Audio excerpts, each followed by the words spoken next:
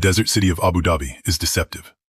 While the world goes about its daily business, behind the heavy, soundproof doors of an undisclosed luxury hotel in the United Arab Emirates, the future of the global order is being rewritten.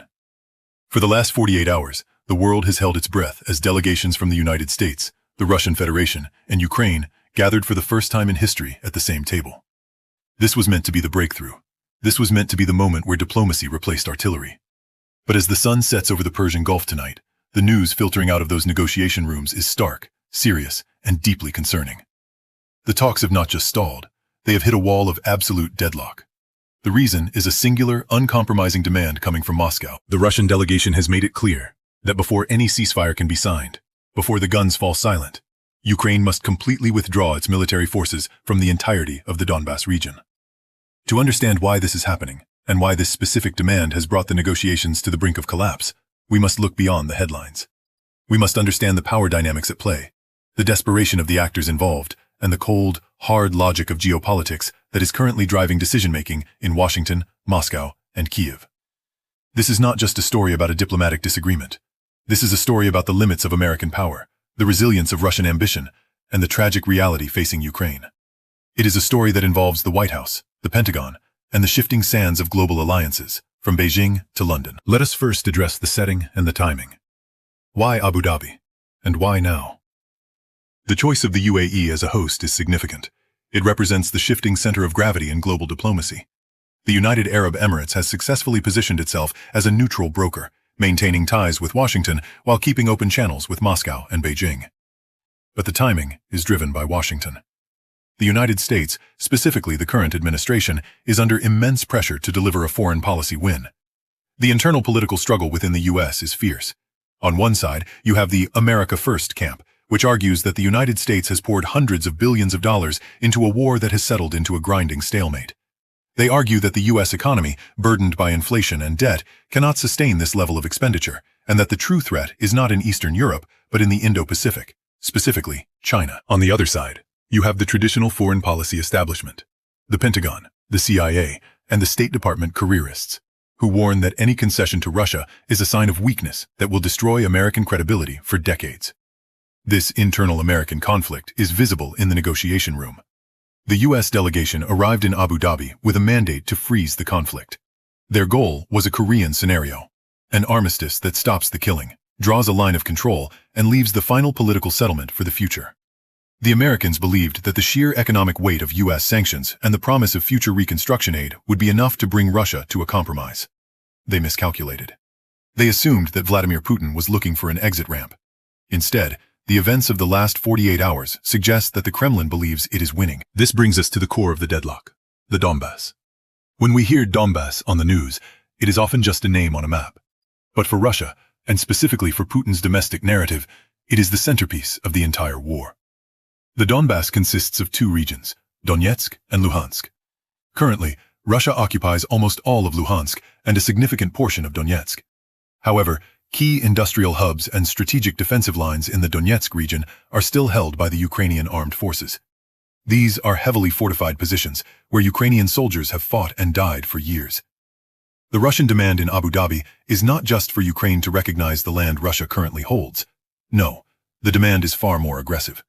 Russia is demanding that Ukraine voluntarily withdraw its troops from the entirety of the administrative borders of the Donbas. This means Russia wants Ukraine to hand over cities and towns that Russian tanks could not take by force.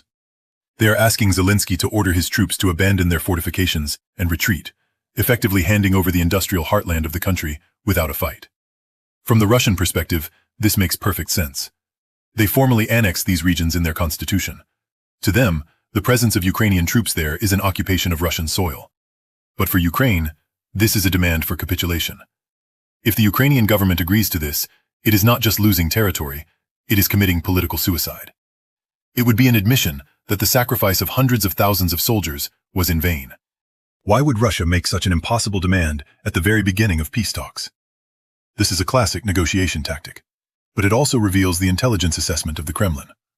The Russian intelligence services, the SVR and the GRU, have likely assessed that Western support for Ukraine is fracturing. They see the fatigue in Europe.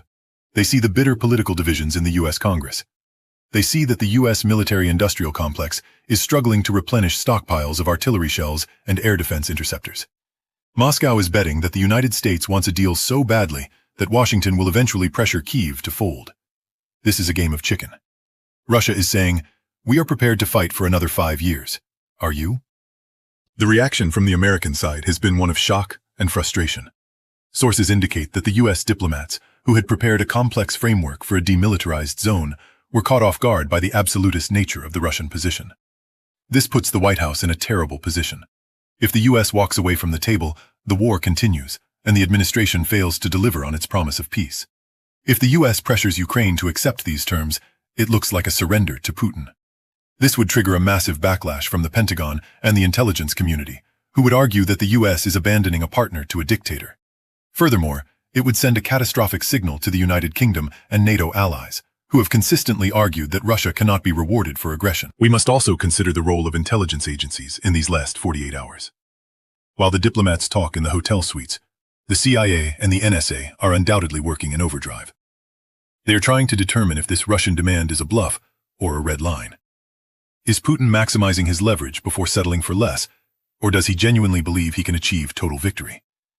The NSA would be monitoring communications between the Russian delegation and Moscow, looking for any signs of flexibility. Simultaneously, the CIA is likely assessing the morale of the Ukrainian leadership. Can Zelensky survive this pressure?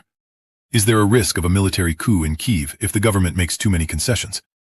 These are the shadow conversations happening alongside the formal talks. Let us pause to analyze the global ripple effects. Why does a stalemate in a hotel in Abu Dhabi matter to the rest of the world? It matters because the outcome of this negotiation will set the precedent for the 21st century. The primary observer of these talks is not in the room. It is China. In Beijing, the leadership is watching closely to see how much resolve the United States actually has. If the U.S. forces Ukraine to surrender the Donbass, China will interpret this as a sign that American security guarantees are hollow. This has direct implications for Taiwan. If the U.S. is willing to trade Ukrainian territory for peace, would they trade Taiwan's sovereignty for stable trade relations? The perception of American weakness is the most dangerous currency in geopolitics. A bad deal in Abu Dhabi could embolden Beijing to accelerate its own timelines for reunification, potentially destabilizing the entire Indo-Pacific region. Furthermore, we must look at the economic dimension. The dollar dominance that the United States has used as a weapon of war is also on the table. The unprecedented sanctions regime against Russia was supposed to cripple its economy and force it to the negotiating table on Western terms. That has not happened. Russia has pivoted its economy to the east, trading in yuan and rubles, selling oil to India and China. If these peace talks fail and the war drags on, the efficacy of U.S. sanctions will be further questioned. Countries in the global south, Brazil, Saudi Arabia, South Africa, are watching. They are asking themselves if the U.S. dollar is still a safe harbor, or if it is a political tool that is losing its edge. The failure of U.S. economic statecraft to stop the Russian war machine is a quiet crisis that is eroding the foundations of American financial power. The situation is further complicated by the United Kingdom. In the last 48 hours, there have been reports of intense secure calls between London and Washington. The UK has maintained a more hawkish stance than the US, often serving as the bad cop to America's good cop. British intelligence has consistently warned that any ceasefire which leaves Russia in control of captured territory will only serve as a pause for Russia to rearm and attack again in the future. The rift between the US desire for a quick exit and the UK-European desire for strategic security is growing.